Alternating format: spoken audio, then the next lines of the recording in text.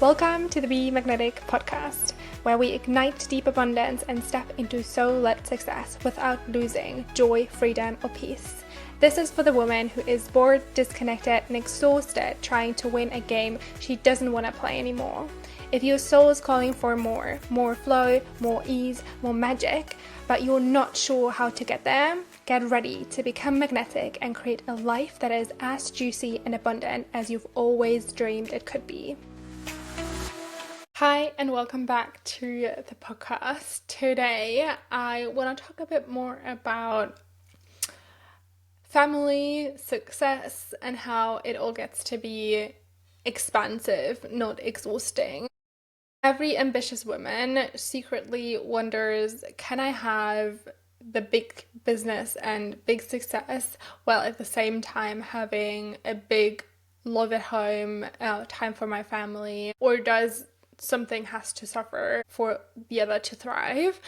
And I want to go there. I want to discuss this today because obviously, as you know, motherhood, family, all that stuff has been on my mind a lot lately, and I've over time created a lot of different episodes. I've talked a bit more about how I won't retire my husband ever in episode 91, about how to create a fuck yes relationship in 102, and then in episode 131 I've talked a bit more about my thoughts on motherhood and spur babies and past lives and all of this. So over time I've really created a lot of episodes and like here and there shared my thoughts on motherhood and family life and all the things. So if you're interested in my thoughts and experiences around that, go and listen to those episodes.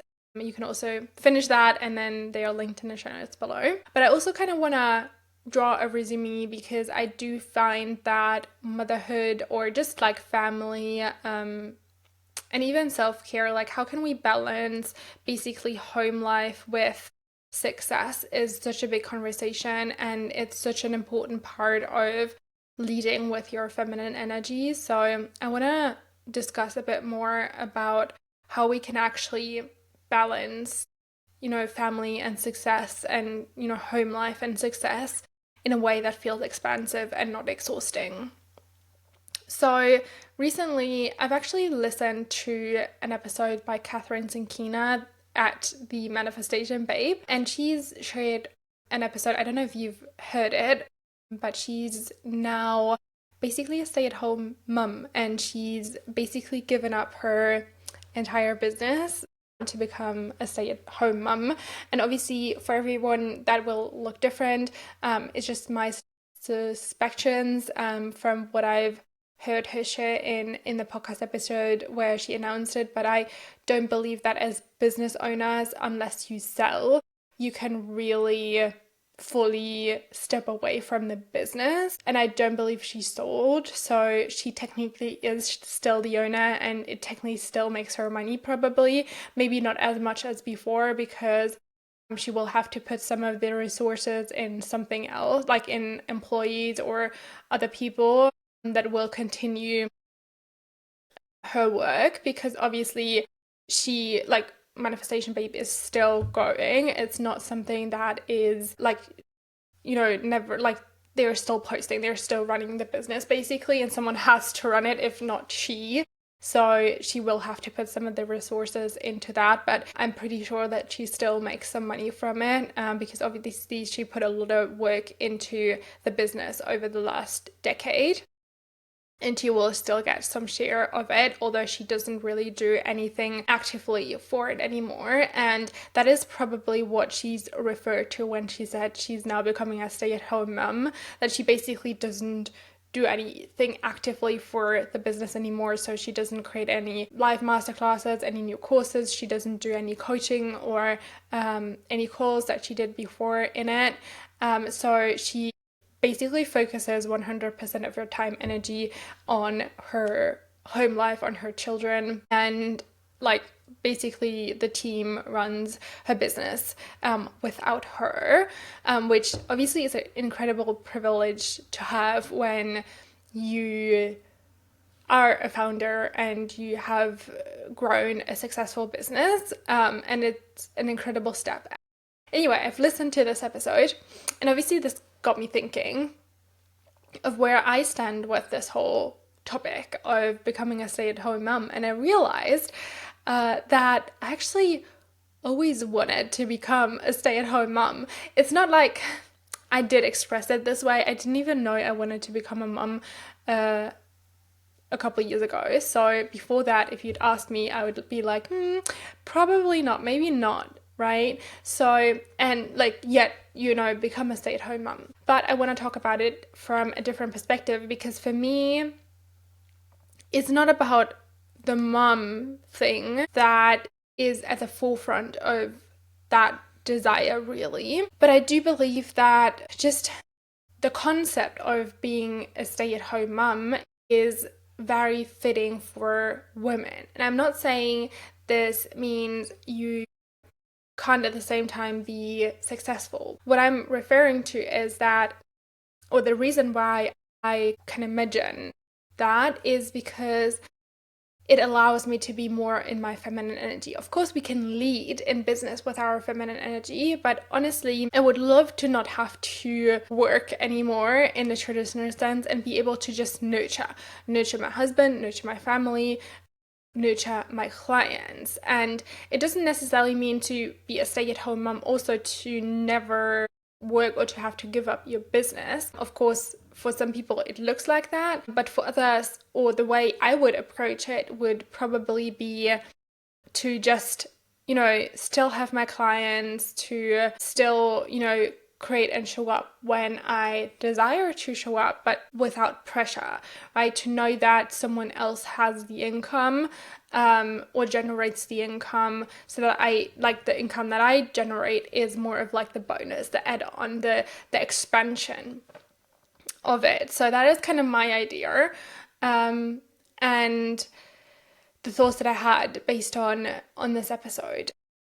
Obviously, thinking about this more, it also kind of opened up this whole conversation in my mind around how can we actually balance, this desire for ease, for wanting to nurture our family, wanting to nurture ourselves, and at the same time be able to kind of nurture the ambition that we have, and maybe also contribute to the family income, and all these things. And obviously, as you know, I've also recently become a mum. So my stepdaughter is now living with us. And that kind of also contributed to this conversation of, okay, how can we balance all of this? So what I came to notice is that chasing success is actually shrinking you and your family's balance.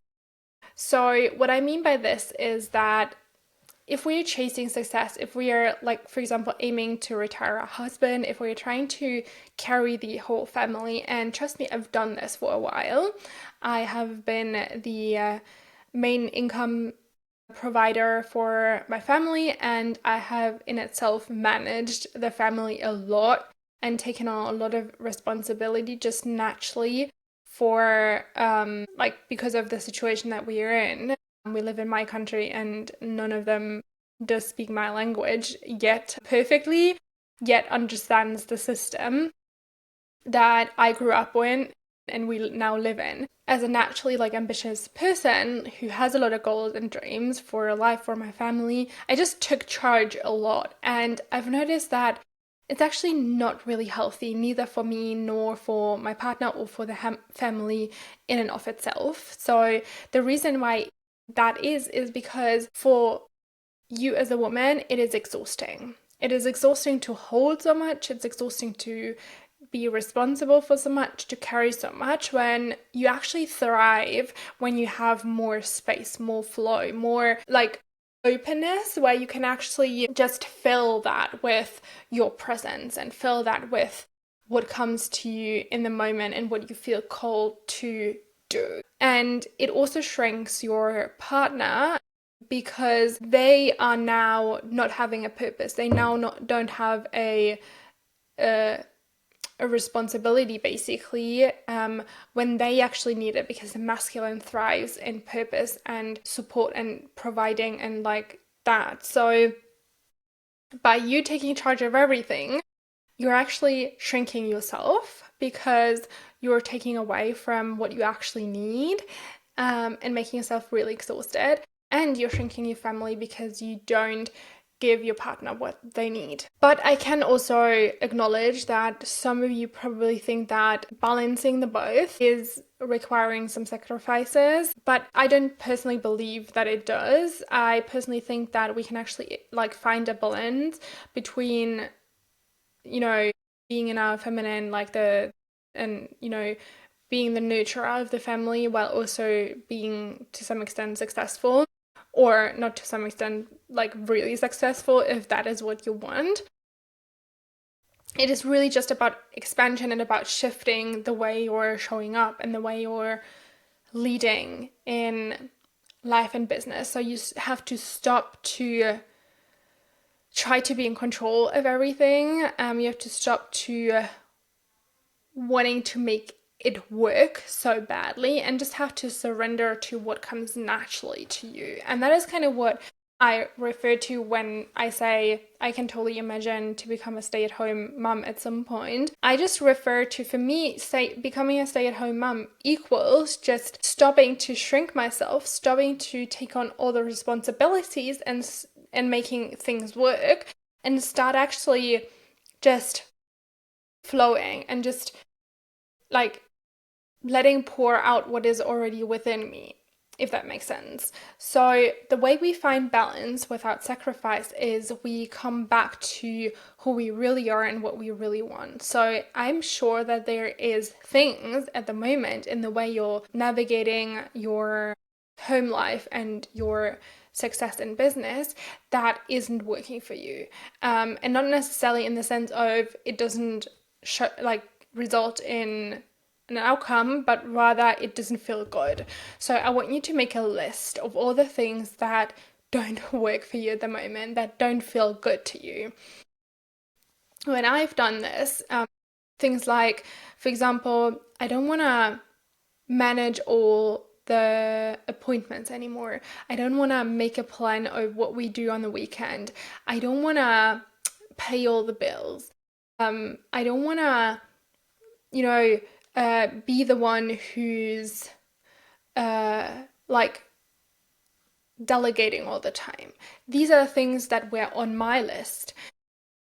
And like in business, I don't want to have the pressure for my business to make a certain amount of money so that we are good as a family, right? These are some things both in my personal home life and my business that I noticed don't work for me anymore. And when you have that clarity, when you have that awareness, you can then like make the shifts, and you can like basically give up your job, in the sense of your job of doing these things, and come back to the room and the space that you're actually desiring, that allows you to shine, that allows you to thrive, in both your business and your home life, so that you have the space and a time to do both.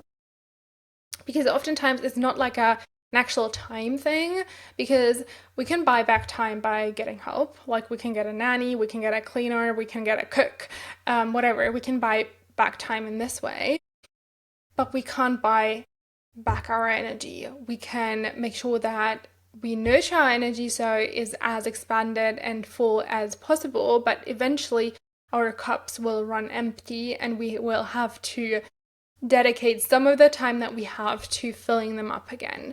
So I've also read a book a really long time ago. I don't know what it's called, like Stop Giving a Fuck or something like that. And it's all about how we only have a certain amount of fucks to give.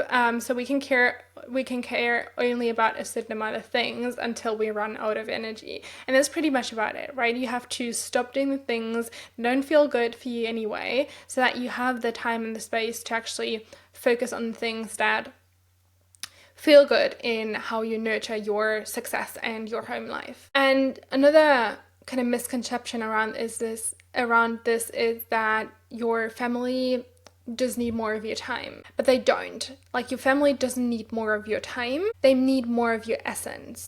They also don't need more of your energy, right? So a lot of time we're trying to compensate the fact that we're not as present with our family because we're like in thoughts with the business and with our clients and all the things. We're trying to compensate the fact that we are not present with our family by giving them more of our time or more of our energy, in the sense of like we're overexhausting ourselves by going on a walk and like playing with our children after work, even though we're exhausted and we would love to have time for ourselves and just be with ourselves. So I think that a big part of finding the balance is also to just acknowledge that you're present with everything and only that thing at a time, right? So when you're working on the business, be present with the business and, just let go of everything else that, happens at home.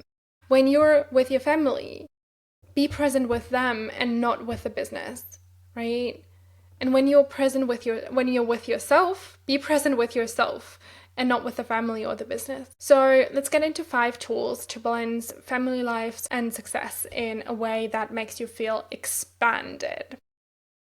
So a big part is getting, again, strategic with how you're approaching your life, right? Make sure that in your schedule every single week, or maybe even every single day, it really depends on what feels good to you and what makes you feel like you're balanced.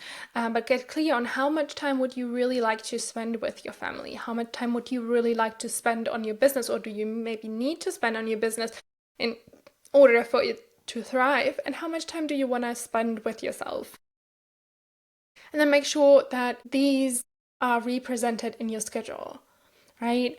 And then, of course, like letting go of, obviously, when you do that, you will probably notice you don't have as much time as you used to have. So some things have to go. Maybe you have to outsource some family responsibilities. Maybe you have to outsource some things in the business. Maybe you have to get a bit more intentional about how you spend your personal time.